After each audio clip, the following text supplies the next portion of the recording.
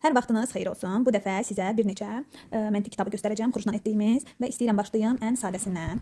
Öncəliklə bunu deyim. Burada bir neçə mövzu əks olunub, Papi məntiq öyrənir. 5-6 yaş yazılıb, amma bunu 4 yaşındakı uşaqlarında rahatlıqla eləyə bilərsiniz. Elə də qəliz deyil, maraqlıdır. Hər mövzuda da var deyə çox maraqlıdır. Bir bəlkə bu axırıncısı üstdən görünüşü biraz çətin gələ bilər, amma o da dediyim kimi əgər uşaqlar həmişə məntiq tapşırıqlar işlərsinizsə, bu onun üçün elə də çətin gəlməyəcək. Aha, keçək bu kitaba. Bu Everestin nəşrləridir bu üçü də. Deməli bu 5-dir, bu 4-dür, bu da 1-dir. Digər ikisi yoxdur bizdə. Son zamanlar xurujla ancaq elədiyimiz bunlardır demək olar ki. İçini göstərim. Maraqlıdır. 5-6 yaş uşaqlarına işləyə bilərsiniz. Eyni zamanda bu da. Hətta bir dəfə buradan oxumuşdum, soruşmuşdular ki, hansı kitabdır. Baxın, burada belə cümlələr var ki, bunları təkrarlayırsınız. Siz sırayla oxuyursunuz, uşaq da onu təkrarlayır. Eyni zamanda sözlər də var idi. Bilməm onu tapacağam yoxsa yox. Aha, belə bir səhifə var. Siz tez-tez deyirsiniz və uşaq səlis deməlidir, tez deməlidir. Eyni zamanda uşağın dili üçün, nitqi üçün çox yaxşıdır. Çox maraqlıdır. Bu kitabları çox bəyənirəm mən və bunu yeni almışıq, hələ eləməmişik.